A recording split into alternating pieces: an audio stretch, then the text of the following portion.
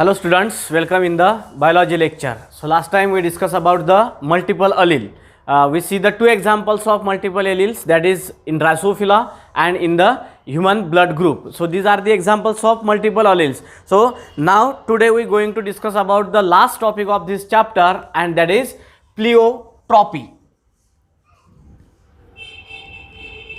प्लिओट्रॉपी. आता मी याला last topic का म्हटलं, कारण की आपण याच्या नंतरचा जो पोर्शन आहे क्रोमोझोमवाला, तो क्रोमोझोमवाला पोर्शन आपण कोरोना काळाच्या आधी आपण डिस्कस केलेला आहे, आधी आपण पाहिलेला आहे. तर हा जो प्लिओट्रॉपीचा पोर्शन आहे, हा प्लिओट्रॉपीचा पोर्शन झाल्यानंतर जो समोरचा पोर्शन आहे तो त्याच्यामध्ये ॲड करून टाकायचा. So first of all, what is mean by the pleiotropy? पहिली गोष्ट म्हणजे प्लिओट्रॉपी हा कशाचा पार्ट आहे? This is the part of intergenic gene interaction. We know that there are two types of gene interaction: intragenic gene interaction and intergenic gene interaction. Incomplete dominance, codominance and multiple alleles, these are the example of intragenic gene interaction, and this is the example of intergenic gene interaction. So first of all, what is meant by the pleiotropy? The definition of pleiotropy is when single gene control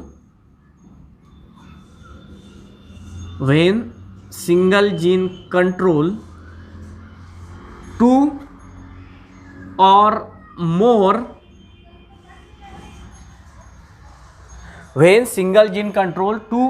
more different traits म्हणजे काय? Character. जेव्हा एक gene, single gene हा दोन किंवा त्यापेक्षा जास्त कॅरेक्टरला control करते, when single gene control two or more different characters or trait called as, त्या जीनला कोणता जीन म्हणतात? called as pleiotropic gene. called as pleiotropic gene. This is not the complete definition of pleiotropy. This is the definition of pleiotropic gene. What is pleiotropic gene? When single gene control two or more different traits called as pleiotropic gene. The phenomenon called as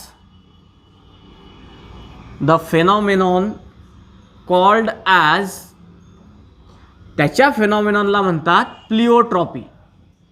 the phenomenon called as pleiotropy. बघा आता pleiotropy म्हणजे काय? तर when single gene control two or more different traits, और आपण त्याला आपण characters म्हणतो, called as pleiotropic gene and the phenomenon called as pleiotropy. तर ही झाली आपली कशाची? प्लिओट्रॉपीची डेफिनेशन. त्यानंतर इन प्लिओट्रॉपी, बघा आता प्लिओट्रॉपीमध्ये जो फिनोटिपिक रेशो असतो तो कशा प्रकारचा असतो? In pleiotropy phenotypic ratio is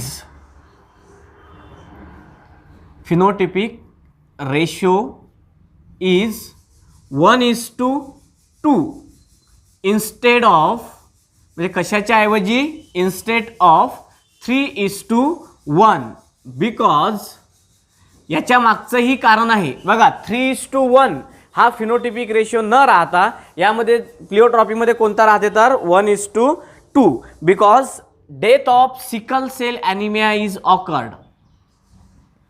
Because of death of, कशाची डेथ होते त्यामध्ये? Death of sickle cell anaemia, sickle cell anaemic children असं म्हणू आपण त्यामध्ये, sickle cell anaemic children. So that's why in the pleiotropy the phenotypic ratio is 1:2 instead of what?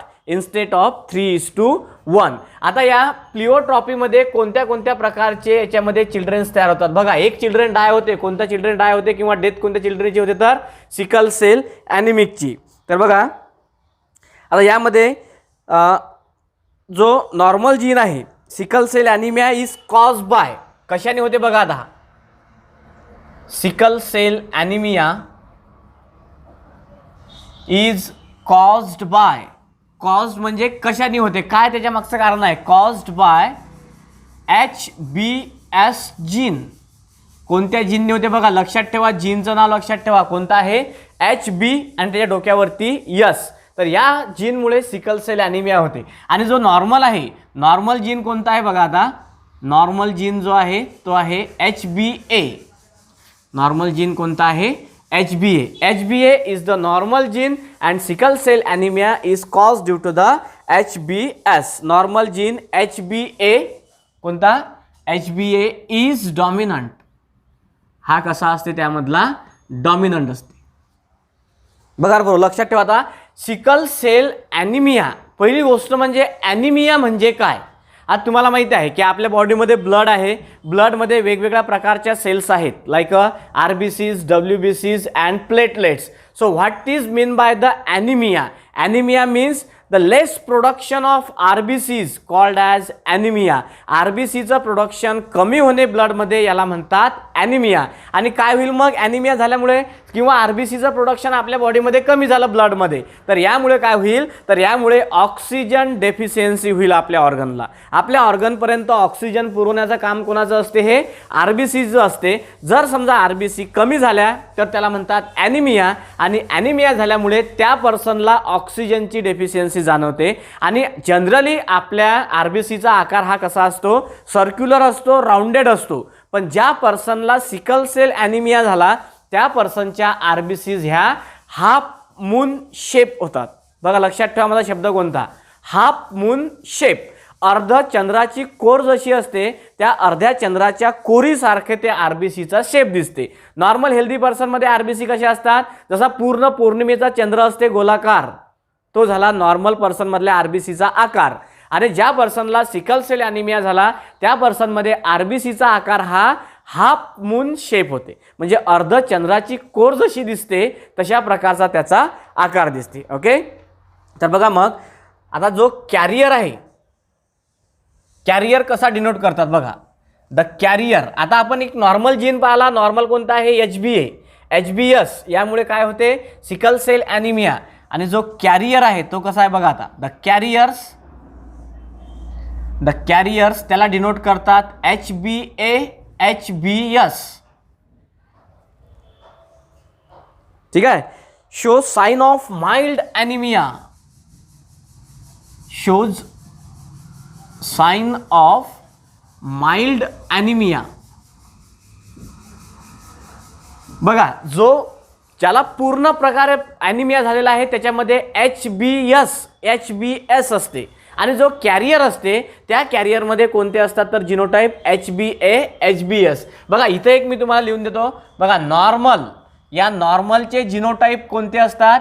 HbA, HbA. हे actually बुकमध्ये दिलेलं नाही आहे पण तुमच्याकडे लक्षात ठेवा तुम्ही. नॉर्मलचे जिनोटाईप HbA, HbA. त्यानंतर कॅरियरचे जिनोटाईप बघा कोणते असतात? तर कॅरियरचे जिनोटाईप असतात HbA, HbS. आणि जो सिकल सेल ॲनिमिक आहे, सिकल सेल ॲनिमिक, हा जो सिकल सेल ॲनिमिक आहे याचे जे जिनोटाईप राहतील ती राहतील HbS, HbS. आता HbA आणि HbS मधला जो आहे कोणता डॉमिनंट असते? HbA is the dominant and HbS is the recessive. बघा हा एवढा जो बॉक्स आहे, हा एवढा बॉक्स आपल्या अत्यंत कामाचा आहे. आज आपण प्लिओट्रॉपी जो पार्ट शिकून राहिलो त्यामध्ये तुम्हाला लक्षात असू द्या की नॉर्मलचे जिनोटाईप कशा प्रकारचे असतात, कॅरियरचे जिनोटाईप कोणते असतात आणि सिकल सेल ॲनिमिकचे जिनोटाईप कोणते असतात. हा बॉक्स तुम्ही नक्की लक्षात ठेवा. याच्यावरून आपल्याला नंतर मग त्याचे जिनोटाईप फिनोटाईप पाहायचे आहेत. तर the carrier HbA, HbS show sign of mild anaemia and their RBCs become. आणि त्याचे RBCs कशा होतात मग बघा. And their RBCs become half moon shape. मी तुम्हाला आधी सांगितलं की त्यांच्या RBC कशा असतात? तर हाफ मून शेप, अर्ध चंद्राच्या आकारासारख्या असतात. That is called as half moon shape. The कॅरियरचे आपल्याला जिनोटाईप माहीतच आहे कोणते आहेत? HbA, HbS show sign of mild anaemia. Anaemia means what? The less production of RBCs in the blood called as anaemia and their RBCs become half moon shape. The normal healthy person shows circular or spherical RBCs, but the person who suffer from the anemia, the shape of RBCs is half moon shape. अर्ध चंद्राची core जशी असते तशा कोरीच्या आकाराचा ते त्यामध्ये RBCs असतात. Okay, मग यामुळे काय होते मग बघा, ड्यू टू धिस, आता हाफ मून शेपच्या जर आरबीसी जर असल्या तर नक्कीच आपल्या बॉडीमध्ये कशाची डेफिशियन्सी होईल, मग ऑक्सिजनची डेफिशियन्सी होईल. कारण की RBC carries oxygen two different organs of the body. RBC ज्या आहेत त्या वेगवेगळ्या पार्ट्सला आपल्या बॉडीच्या ऑक्सिजन पुरवण्याचं काम करतात. आता यांची साईजच कमी झाली, अर्ध्यावरच जर साईज आली तर नक्कीच त्या पर्सनच्या बॉडीमध्ये कशाची डेफिशियन्सी होईल, तर ऑक्सिजनची डेफिशियन्सी होईल. त्यानंतर बघा आता shape due to oxygen, due to this oxygen deficiency, due to this oxygen deficiency म्हणजे काय, कमतरता. Oxygen deficiency occurred in sickle cell anaemic किंवा ऑकर्ड इन द कॅरियर. जो कॅरियर असते त्या कॅरियरमध्ये ऑक्सिजनची कमतरता असण्याचं हे एक मूळ कारण आहे. कोणतं, की त्यांच्या आरबीसी हाफमून शेप होतात, त्या पूर्णपणे ऑक्सिजन कॅरी करू शकत नाही, म्हणून त्याच्या पूर्ण बॉडी ऑर्गन्सला ऑक्सिजन मिळत नाही. So that's Y that person suffer from the oxygen deficiency. त्या पर्सनमध्ये ऑक्सिजनची कमतरता असते किंवा त्या पर्सनमध्ये ऑक्सिजनची डेफिशियन्सी असते. ओके, बघा मग आता इथं दोन डायग्राम काढणार आहे. एक म्हणजे नॉर्मल पर्सनमधल्या आरबीसीज कशा असतात ते पाहायचं आहे, आणि जो सिकल सेल ॲनिमिक पर्सन आहेत त्यामध्ये कशा असतात. त्याच्या आधी मी तुम्हाला एक पॉईंट सांगतो की जे the gene of sickle cell anaemia, the gene of sickle cell anaemia, sickle cell anaemia is lethal in homozygous condition. कोणत्या कंडिशनमध्ये लिथल असतात हे, तर होमोझायगस कंडिशन. अँड प्रोड्यूस, आणि काय तयार करतात ते बघा. आता आधी ते कोणत्या कंडिशनमध्ये लिथल असतात, तर the genes of sickle cell anaemia is lethal in homozygous condition and produce sickle cell traits, and produce sickle cell traits in heterozygous carrier, in heterozygous carrier.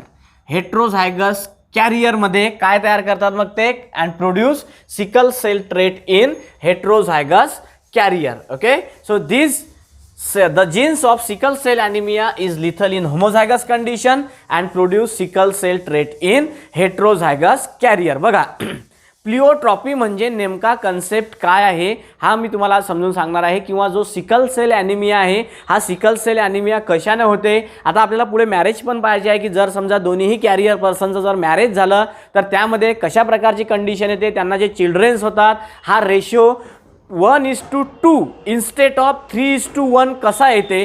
3:1 येण्याचं कारण एकच आहे याचं, की जो सिकल सेल ॲनिमिक आहे हा डाय होते, त्याची डेथ होते, म्हणून तिथं 4 कॉम्बिनेशन्स राहत नाही, तिथं 3च कॉम्बिनेशन राहतात, आणि ती कशी राहतात मग 1:2 या रेशोमध्ये राहतात. तर बघा आता सिकल सेल ॲनिमिया होणे म्हणजे काय. पहिली गोष्ट म्हणजे ॲनिमिया म्हणजे तुम्हाला गोष्ट समजली की ॲनिमिया म्हणजे काय, the less production of RBCs in the blood called as anaemia, and due to the less production of RBCs in the blood there is a oxygen deficiency. Instead of the circular or spherical shape that RBC has half moon shape.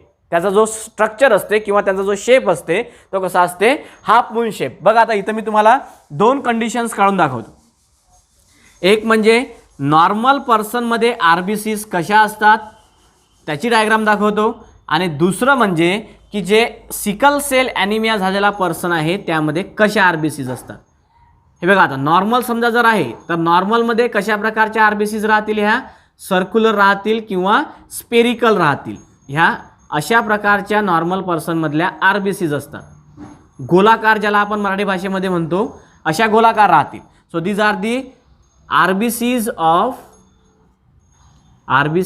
Of normal person.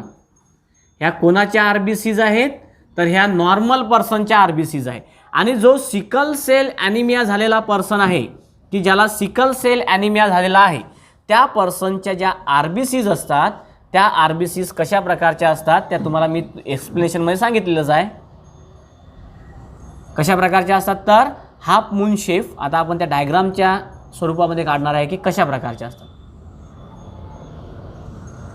बघा आता half moon shape म्हणजे समजा असा हा चंद्र आणि ही अशी अर्धचंद्रकोर जशा प्रकारची असते तशा प्रकारचा हा हाफ मून शेप त्या RBCचा असतो. बघा ह्या अशा प्रकारच्या RBCs नॉर्मल पर्सनमध्ये तुम्हाला दिसतील नाही. ह्या RBCs कोणामध्ये दिसतील तुम्हाला की ज्या पर्सनला सिकल सेल ॲनिमिया झालेला आहे त्या पर्सनमध्ये ह्या अशा हाफ मून शेप RBCs दिसतात. आता इथं वरती लिहू आपण RBCs ऑफ नॉर्मल पर्सन, इथं लिहू आपण RBCs ऑफ कॅरियर. कॅरियरमध्ये कशा RBCs असतात तर ह्या अशा प्रकारच्या असतात. बघा मग इथं या दोन डायग्रामच्या माध्यमातून मी तुम्हाला दोन कंडिशन सांगितल्या. एक म्हणजे नॉर्मल पर्सनमधले असणाऱ्या RBCचा शेप आणि दुसरं म्हणजे की ज्या पर्सनला ॲनिमिया झालेला आहे, सिकल सेल ॲनिमिया झालेला आहे त्या पर्सनमध्ये RBC कसे असतात तर RBCs ऑफ कॅरियर. आणि पहिली जी डायग्राम आहे ती आहे RBCs of normal person. Okay, बघा आता आपण याच्यामध्ये एक एक्झाम्पल पाहणार आहे की समजा दोन कॅरियरचं जर लग्न झालं.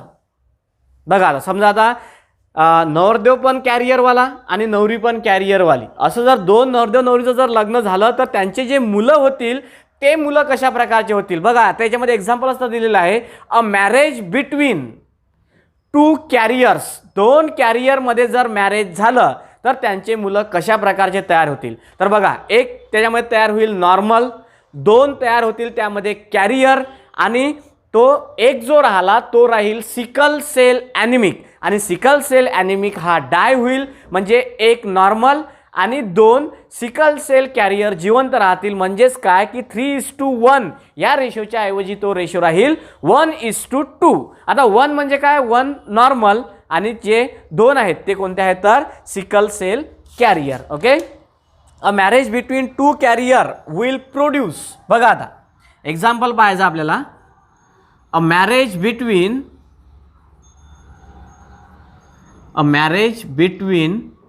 टू कॅरियर्स म्हणजे नवरदेव पण कॅरियर आणि नवरी पण कॅरियर्स, मग त्यांचे मुलं कसे तयार होतील. बघा मग a marriage between two carriers will produce normal carriers and sickle cell anemic children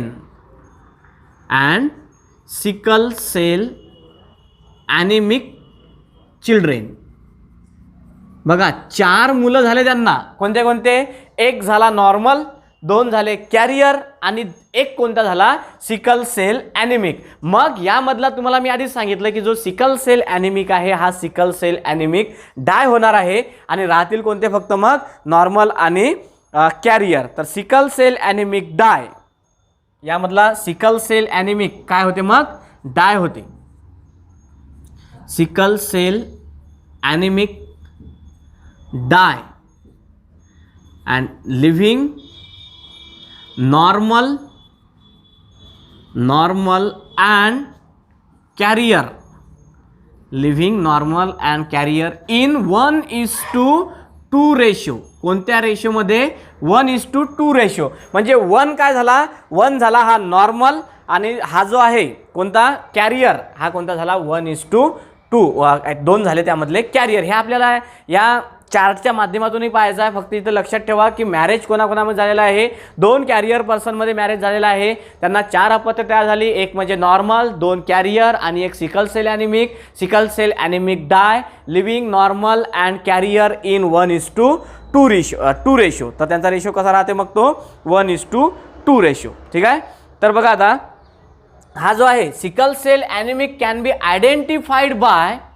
आता हा आयडेंटिफाईड कसा केला जाते तर हा आयडेंटिफाईड केला जाते with the help of microscopic examination of blood. Sickle cell anaemic can be identified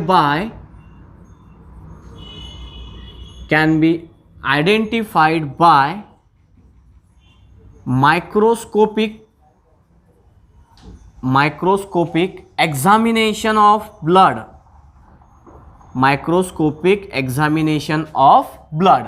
बघा आता हा जो सिकल सेल ॲनिमिक आहे हा कसा आपण सांगू शकतो की बा this person is a sickle cell anaemic. त्याचा ब्लड घेतलं जाते, मायक्रोस्कोप खाली त्याचं ऑब्झर्वेशन केलं जाते, त्याला एक्झामाइन केलं जाते म्हणजे त्याचं ऑब्झर्वेशन करून त्याचा निष्कर्ष काढला जाते आणि त्यामध्ये मग समजते की तो पर्सन सिकल सेल ॲनिमिक आहे. आणि तोही कशावरून, जर समजा मायक्रोस्कोप खाली त्याच्या आरबीसीचा आकार जर हा हाफमून शेप जर दिसला तर समजून चालायचं की तो पर्सन कसा आहे, sickle cell anaemic. So that's why we write here sickle cell anemic can be identified by microscopic examination of blood. ब्लडचं जेव्हा मायक्रोस्कोपिक एक्झामिनेशन करतो आपण तेव्हा आपल्याला समजते की हा पर्सन सिकल सेल ॲनिमिक आहे. ठीक आहे. तर बघा आता आपण चार्ट काढणार आहे. तर आधी घ्यायचे पॅरेंट्स. आपल्याला माहिती आहे की आपण पॅरेंट्स कोणत्या प्रकारचे घेतले, मग त्या पॅरेंट्सचे काय, तर त्यांच्या आधी फिनोटाइप, नंतर घ्यायचे त्यांचे जिनोटाइप. आता फिनोटाइप आपल्याला माहित आहे की आपण फिनोटाइपमध्ये कोणते घेतलेले आहेत, दोन्हीही कॅरियर घेतलेले आहेत. ठीक आहे. तर यामध्ये असं लिहायचं दोघांमध्येही की sickle cell carrier cross with sickle cell carrier. कोणाकोणाचं क्रॉसिंग झालं इथं, सिकल सेल कॅरियर याचं क्रॉसिंग करायचं सिकल सेल कॅरियरबद्दल, सिकल सेल कॅरियर. हे झाले आपले दोन फिनोटाइप. नंतर यांचे जिनोटाइप काय राहतील. मग सिकल सेल कॅरियर म्हटलं म्हणजे बघा आता मी तुम्हाला आधी सांगितलं की आता तुम्हाला या बॉक्सची आपल्याला आवश्यकता आहे की सिकल सेल कॅरियर आपण कसा ओळखतो, नॉर्मल कसा ओळखतो आणि जो ॲनिमिक आहे तो कसा ओळखतो. नॉर्मलमध्ये HbA जिनोटाइप असतात, कॅरियरमध्ये HbA HbS असतात आणि सिकल सेल ॲनिमिकमध्ये HbS SbS असतात. मग हा जो सिकल सेल ॲनिमिक आहे, this sickle cell anaemic become die and instead of 3:1 ratio there is a 1:2 ratio. 1 is a normal and 2 are the carriers. तर बघा मग काय घेतलं आपण, आधी आपण पॅरेंट्स घेतले. पॅरेंट्सचे फिनोटाइप कोणते घेतले, सिकल सेल कॅरियर, याचं क्रॉसिंग केलं आपण सिकल सेल कॅरियर. आपण आधी सांगितलं एक्झाम्पलमध्ये, बघा इथं एक्झाम्पलमध्ये अ मॅरेज बिटवीन 2 कॅरियर्स म्हणजे नवरदेव पण कॅरियर आणि नवरी पण कॅरियर. मग या दोघांचं क्रॉसिंग करायचं. मग सिकल सेल कॅरियरचे जिनोटाइप कोणते कोणते आहेत, तर HbA HbS हा झाला सिकल सेल कॅरियरचा जिनोटाइप. याचं क्रॉसिंग करायचं HbA HbS सोबत. ओके. आता यामध्ये या दोघांचं सेपरेशन करायचं.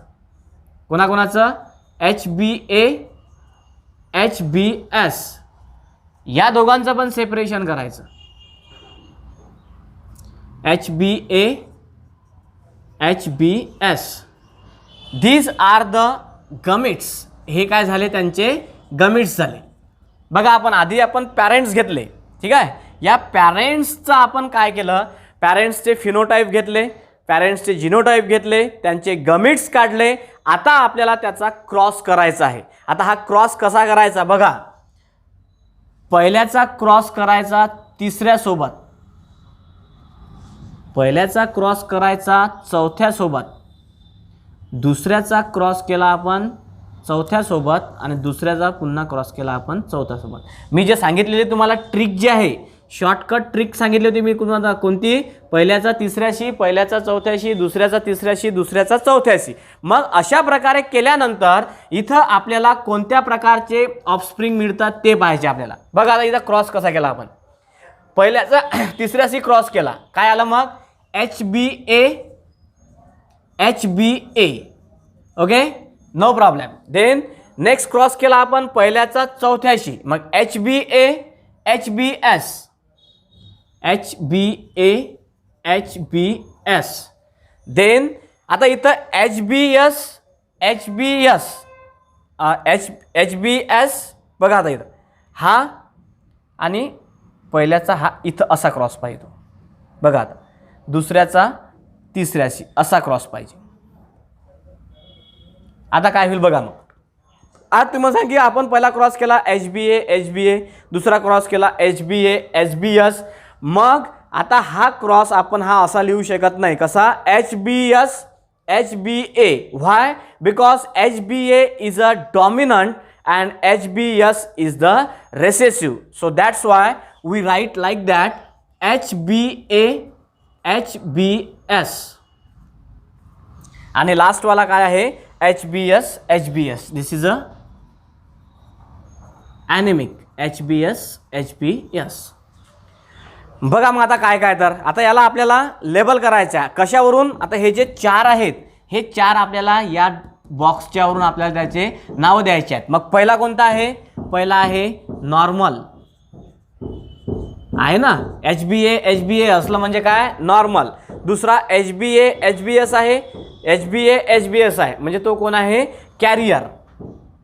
हे दोन्हीही कोणते झाले कॅरियर. आणि HbS असला म्हणजे तो कोण झाला सिकल सेल ॲनेमिक. कोण झाला तो सिकल सेल ॲनेमिक. आता हे झाले पॅरेंट्स. आणि इथं आता ऑफस्प्रिंग कशा प्रकारचे मिळाले बघा. आता ऑफस्प्रिंग्स पॅरेंटवरून आपण हे 4 ऑफस्प्रिंग तयार झाले. कोणते कोणते मग हे पॅरेंट्सचे काय, तर दीज आर द जिनोटाईप. पॅरेंट्सचे हे झाले वरचे जिनोटाईप आणि हे जे खालचे आहेत हे झाले फिनोटाईप. बघा 2 पॅरेंटचा मॅरेज झाला आणि त्याच्यामध्ये 4 चिल्ड्रन्स तयार झाले. त्यापैकी एक कोणता झाला हा नॉर्मल. ओके, 2 कोणते झाले कॅरियर आणि एक कोणता झाला sickle cell anaemic. But this sickle cell anaemic become die. काय होते तो डाय होते. मग राहता कोण 1:2. मग राहते तिथं 1:2. 1 म्हणजे काय 1 is a normal, 2 are the carriers. It means in the pleiotropy instead of 3:1 there is a 1:2 ratio. Why? Because sickle cell anemic become die.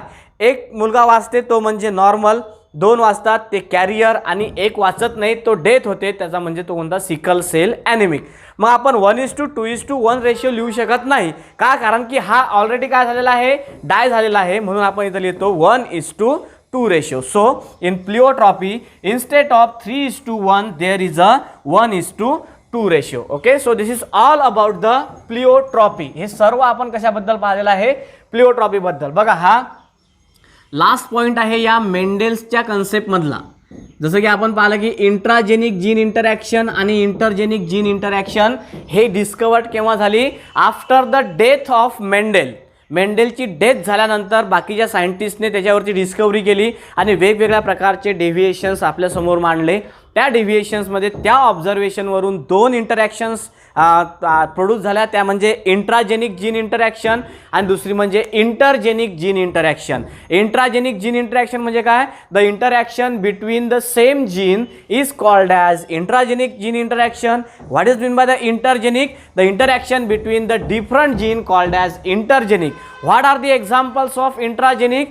Incomplete dominance, codominance and multiple alleles. These are the examples of intragenic gene interaction, and one of the example of intergenic gene interaction is pleiotropy. Okay, so what is pleiotropy?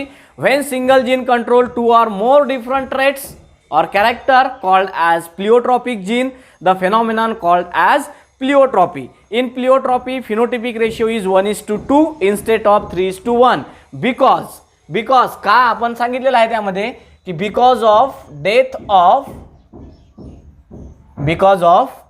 of sickle cell anemic children. Then sickle cell anemia is caused by sickle cell anemia कशाने होते तर caused by the HbS gene and the normal gene HbA is dominant. 2 प्रकारचे gene आहे, एक आहे HbA एक आहे HbS. तर HbA is a dominant and HbS is a recessive. The carrier shows, आता कॅरियरचे जिनोटाइप कोणते असतात बघा HbA HbS show sign of mild anemia. So what is anemia? Less production of RBCs in the blood called as anemia. Then and their RBCs become half moon shape. ज्या पर्सनला anaemia झालेला आहे त्या पर्सनच्या ज्या RBCs आहेत त्या गोलाकार न राहता अर्धचंद्राच्या आकारासारख्या होतात. And due to this oxygen deficiency occurred in the carrier, आणि यामुळे त्या कॅरियर पर्सनमध्ये ऑक्सिजनची कमतरता जाणवते किंवा ऑक्सिजनची डेफिशियन्सी जाणवते. त्यानंतर the gene of sickle cell anaemia is lethal in homozygous condition and produce sickle cell trait in the heterozygous carrier. हा होमोझायगस कंडिशनमध्ये हा लिथल असते, परंतु जे हेट्रोझायगस कंडिशन आहे कॅरियरची त्यामध्ये तो ॲक्टिव्ह होते. मग आपण इथं दोन कंडिशन्स पाहिल्या. एक म्हणजे आरबीसीज. आता आरबीसी माहिती तुम्हाला, red blood corpuscles, RBCs of normal person. आपण we are all the normals, तर आपल्या आरबीसीज कशा राहतात, ह्या राउंडेड किंवा spherical. But the person who suffer from the sickle cell anaemia, the RBCs are half moon shape. हे आपण डायग्राममध्ये दाखवलेलं आहे. These are the RBCs of carrier means sickle cell anemic person, and these are the RBCs of normal person. Then the example of pleiotropy is a marriage between two carrier. दोन carrier मध्ये marriage जर झालं तर काय होते, will produce normal carrier and sickle cell anaemic children. Sickle cell anaemic डाय.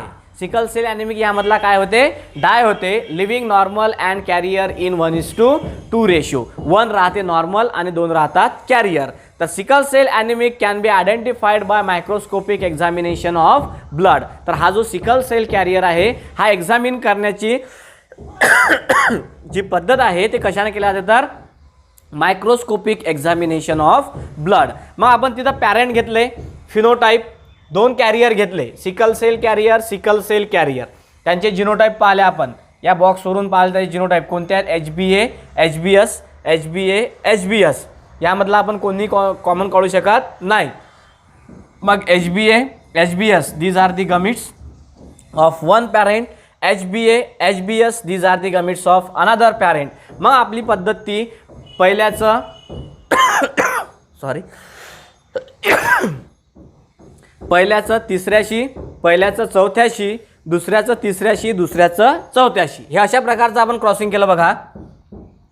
पहिल्याचं crossing केलं आपण तिसऱ्यासोबत, पहिल्याचं क्रॉसिंग केलं आपण चौथ्यासोबत, दुसऱ्याचं क्रॉसिंग केलं तिसऱ्यासोबत, दुसऱ्याचं क्रॉसिंग केलं चौथ्यासोबत. आणि त्यांचे कॉम्बिनेशन्स कोणते आले तर बघा. मग HBA, HBA, HBA, HBS, HBA, HBS, HBS, HBS. मग HBA, HBA normal, HBA, HBS carrier, HBS, SBS, these are the sickle cell anaemic. मग यापैकी जो सिकल सेल ॲनिमिक आहे हा डाय होते, म्हणून तिथं जो रेशो राहते तो रेशो कोणता राहते प्लिओट्रॉपीमध्ये, तर 1:2 हा रेशो राहते. कारण की त्यामधला एक जो आहे तो एक काय होते, डाय होते. Okay, so this is all about the pleiotropy. तर बघा आता मी काय सांगतो, तर इथपर्यंत आपण मेंडेल्सचा कन्सेप्ट पाहिला आणि यानंतरचा जो कन्सेप्ट आहे तो आहे क्रोमोझोमचा. तो क्रोमोझोमचा पोर्शन आपण ऑलरेडी पाहिलेला आहे. म्हणजे आपण नेक्स्ट पिरियडमध्ये आता काय करणार आहे, आपण एक्झरसाइज सॉल्व करणार आहे. तर एक्झरसाइज सॉल्व करण्यासाठी हा आतापर्यंतचा मेंडेलचा पोर्शन प्लस लॉकडाऊनच्या आधी मी जो शिकवलेला क्रोमोझोमचा पोर्शन आहे तो क्रोमोझोमचा पोर्शन पण वाचायचा, आणि हे दोन्हीही एकत्र करून आपण आता नेक्स्ट पिरियडमध्ये काय करणार आहे, एक्झरसाइज सॉल्व करणार आहे. मी तुम्हाला एक सांगतो बघा, इथपर्यंतच एक्झरसाइजचे क्वेश्चन नाही आहेत. एक्झरसाइजमध्ये क्वेश्चन म्हणजे ही इथपर्यंत, आणि याच्यासमोर जो क्रोमोझोमचा पोर्शन आहे जो आपण ऑलरेडी शिकलेला आहे, तर तो क्रोमोझोमचा पोर्शन आणि याच्यावरचे कोणते कोणते क्वेश्चन्स आहेत एक्झरसाइजवरचे. So the exercise of this chapter we will see in the next lecture. Thank you.